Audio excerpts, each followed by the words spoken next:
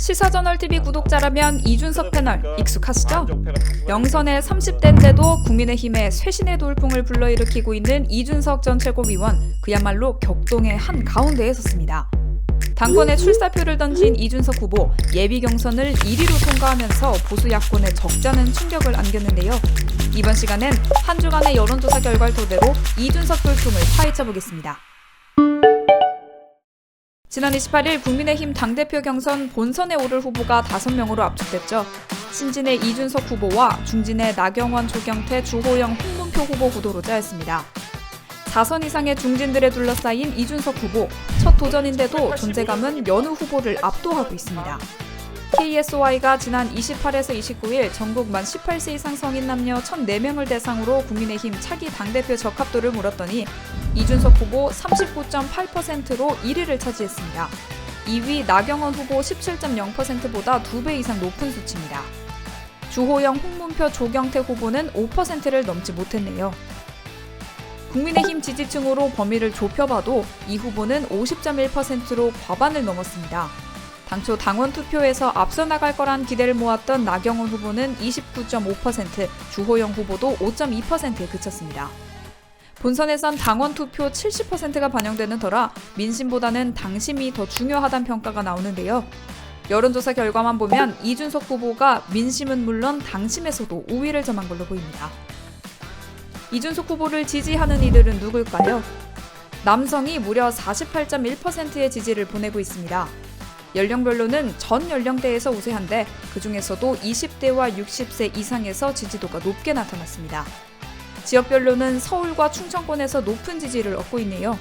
이 흐름이 6.11 전당대회까지 이어진다면 이 후보는 역사상 최초로 30대 당 기수가 될 전망입니다.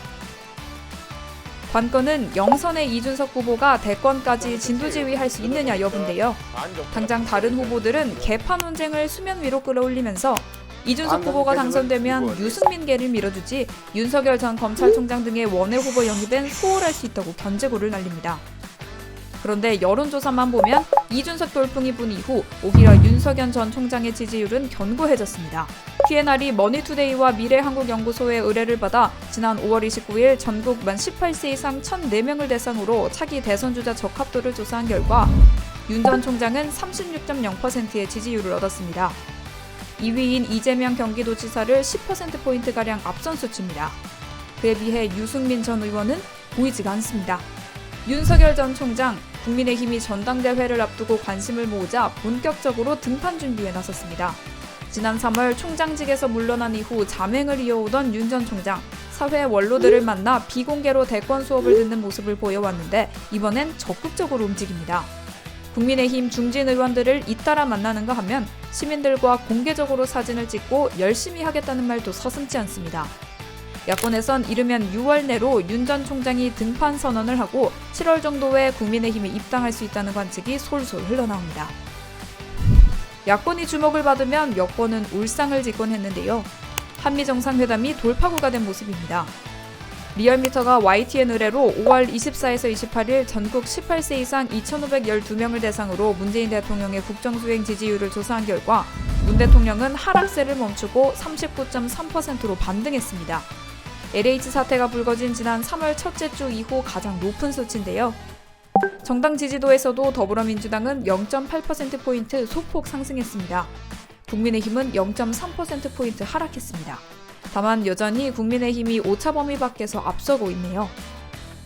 특히 국민의힘 지지율을 일별로 살펴보면 국민의힘은 32.5%까지 떨어졌는데 여론조사 컷오프 결과가 발표되기 직전인 27일엔 37.4%까지 급등했습니다.